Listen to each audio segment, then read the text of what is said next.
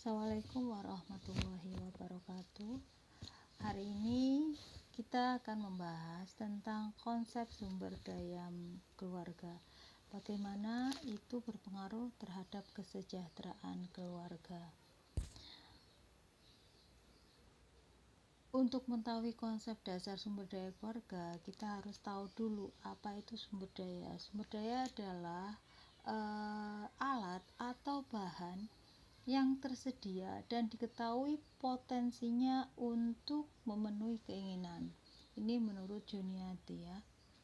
Kemudian terdapat 3 asumsi dasar dalam mempelajari sumber daya keluarga atau kita singkat menjadi SDK, yaitu yang pertama, sumber daya keluarga tidak hanya terdapat di dalam keluarga sendiri, tetapi juga terdapat di berbagai lingkungan sekitar keluarga. Kemudian yang kedua, kondisi dari sumber daya merupakan elemen dari sistem yang dapat mendorong atau menghambat pencapaian tujuan keluarga. Yang ketiga, perubahan salah satu sumber daya akan berpengaruh pada sumber daya lainnya dalam sistem keluarga. Selanjutnya adalah klasifikasi sumber daya keluarga. Dalam klasifikasi sumber daya keluarga ini berdasarkan jenisnya ada 3, yaitu yang pertama sumber daya manusia, yang kedua sumber daya non manusia atau materi, yang ketiga adalah sumber daya waktu. Kemudian kita bahas dari sumber daya manusia. Sumber daya manusia sendiri ini mempunyai 2 ciri, yaitu secara personal dan interpersonal. Untuk yang pertama, ciri personalnya itu terdiri dari kognitif, afektif, psikomotor, status kesehatan, bakat, tingkat intelijensia, minat dan sensitivitas. Sedangkan ciri yang kedua, dalam ciri interpersonal ini terdiri dari HAM, kemudian kerjasama atau gotong royong dan keterbukaan antar personal dalam kaitannya dengan pengembangan.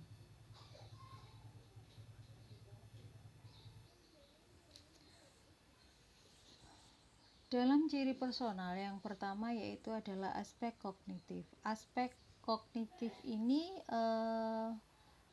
meliputi penguasaan pengetahuan. Kemudian tahapannya adalah mengetahui, memahami, menganalisis, mensintesis dan mengevaluasi. Kegunaannya apa untuk kognitif ini? Jadi kegunaan sumber daya kognitif ini adalah yang pertama, mengidentifikasi hal-hal yang menyangkut sumber daya. Kemudian yang kedua, menganalisis alternatif dalam pengambilan keputusan. Yang ketiga, mengevaluasi kemungkinan yang realistis untuk mencapai tujuan. Itu adalah kegunaan yang sumber daya kognitif. Kemudian untuk kegunaan sumber daya afektif, yaitu yang pertama adalah menumbuhkan rasa percaya, yang kedua meningkatkan kerjasama dan gotong royong, yang ketiga adalah menciptakan rasa berguna.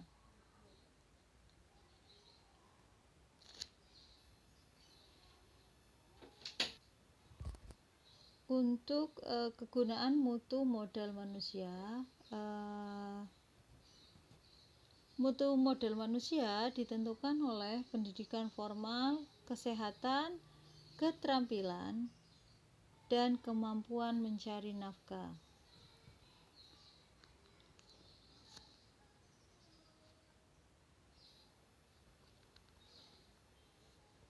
Sedangkan untuk faktor yang mempengaruhi mutu modal manusia itu adalah ada 2, yaitu di variabel antara, kemudian ada di variabel pengontrol. Variabel antara itu terdiri dari pendidikan, kemudian kesehatan, kemudian keamanan, variabel lain, pendapatan dan kekayaan.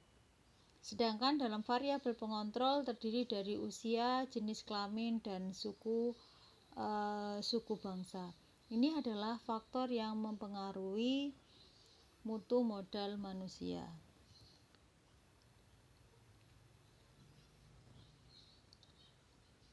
Sumber daya non-manusia atau materi.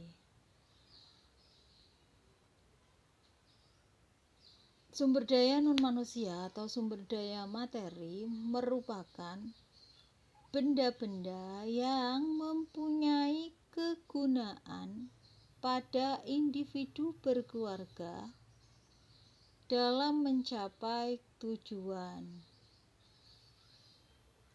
Dan sumber daya materi ini dapat berupa benda atau barang aset keluarga, barang yang tahan lama, barang habis pakai bisa, dan yang kedua bisa berupa jasa.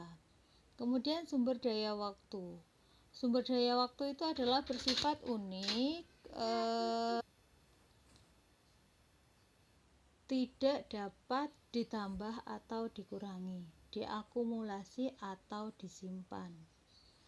Sumber daya waktu yang kedua adalah sumber daya waktu yang dimiliki manusia sama, yaitu 24 jam.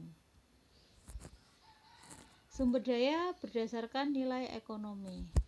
Berdasarkan nilai ekonomi, terdapat beberapa jenis sumber daya, antara lain yang pertama adalah sumber daya ekonomi atau home economics. Sumber daya ekonomi adalah sumber daya yang dapat dipertukarkan dan diukur bukan hanya untuk tujuan konsumsi, tetapi untuk proses produksi dan distribusi, lahan, tenaga kerja, modal, keterampilan, dan segala sesuatu yang ada di dalam dan di luar keluarga yang bermanfaat. Kemudian yang kedua, yaitu sumber daya non-ekonomi. Jumlahnya relatif terbatas, tidak dapat dipertahankan, dan sulit diukur. Kemudian jenis sumber daya berdasarkan asal atau letak. Sumber daya mikro atau internal ini terdiri dari fisik, non-fisik. Kemudian yang kedua adalah jumlah dan susunan terkait pendidikan atau pengetahuan, keterampilan terkait pendapatan, lahan, status gizi dan kesehatan, ketersediaan waktu luang, tata nilai atau agama, dan hubungan dengan keluarga lain. Yang kedua adalah sumber daya makro atau eksternal. Sumber daya pada lingkungan, sanitasi, potensi sumber daya alam, kemudian kesempatan usaha, tata nilai masyarakat, fasilitas pendidikan, ekonomi, dan fasilitas lain. Untuk penggunaan sumber daya, terdapat beberapa cara dalam menggunakan sumber daya keluarga, antara lain melalui pertukaran antar keluarga atau dengan orang lain. Yang kedua adalah sumber daya bisa berkurang, tetap, atau bertambah. Yang kedua adalah konsumsi untuk peningkatan kualitas kehidupan keluarga. Yang ketiga adalah proteksi untuk pengurangan sumber daya untuk mengurangi faktor risiko yang tidak diharapkan. Yang keempat, transfer satu arah yang terjadi dalam keluarga tidak akan mengurangi sumber daya keluarga secara keseluruhan. Transfer satu arah terjadi antar keluarga dapat mengurangi sumber daya keluarga yang satu, namun akan menambah sumber daya keluarga lain. Yang kelima adalah produksi. Produksi adalah penggunaan sumber daya yang menghasilkan suatu barang yang berguna bagi kepentingan hidup manusia. Yang keenam adalah tabungan.